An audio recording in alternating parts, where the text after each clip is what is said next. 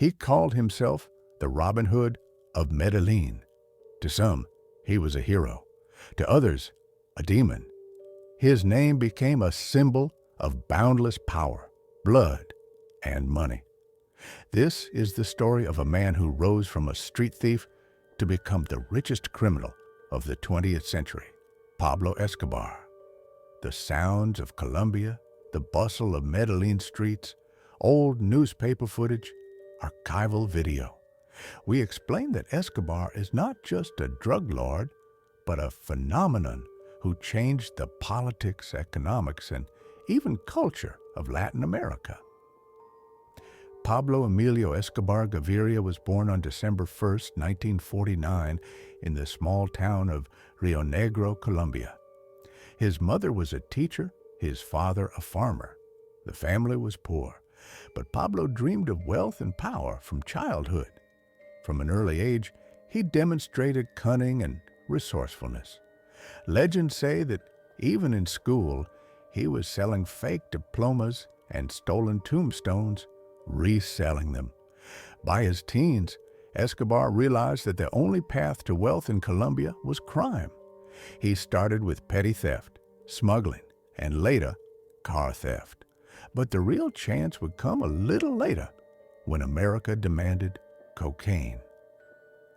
1970s. The U.S. experienced an explosion in demand for cocaine. The first cartels emerged in Colombia, and Pablo saw an opportunity. He united several criminal groups and created the Medellin cartel. Thanks to his cruelty and charisma, Escobar quickly became the leader. By the mid-1980s, his organization controlled up to 80% of the world's cocaine trade. Every week, planes and submarines delivered tons of the drug to the U.S. Profit, over $420 million a week. Escobar became a billionaire. Forbes included him on its list of the richest people in the world. But money doesn't just bring power, it brings enemies. Escobar understood that to rule, you need the love of the people. He built soccer fields, schools, homes for the poor. For the residents of Medellin, he was a benefactor, a patron, a Robin Hood. He donated money to churches, helped poor neighborhoods, and organized celebrations. But all this wasn't selfless. He bought the people's love with loyalty and silence. In his hometown, even children knew that patron was a holy man. But the police knew that this saint ordered the assassinations of judges, ministers, and even presidential candidates.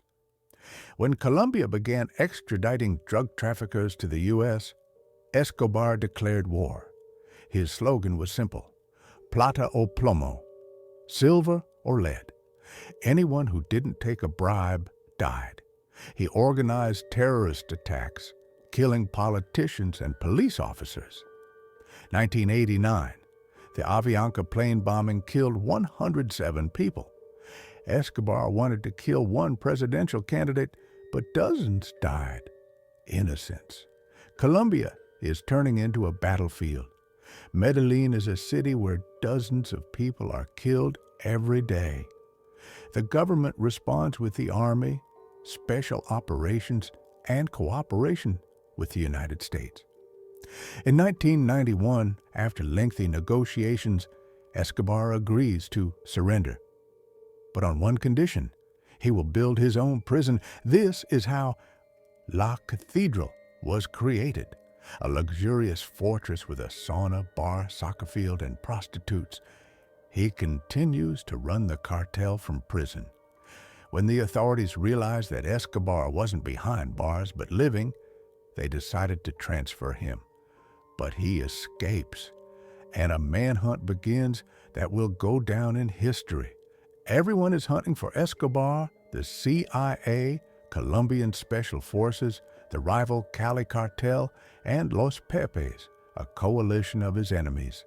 1993, after a year and a half on the run, on December 2nd, the day after his 44th birthday, Pablo was found in a house in Medellin.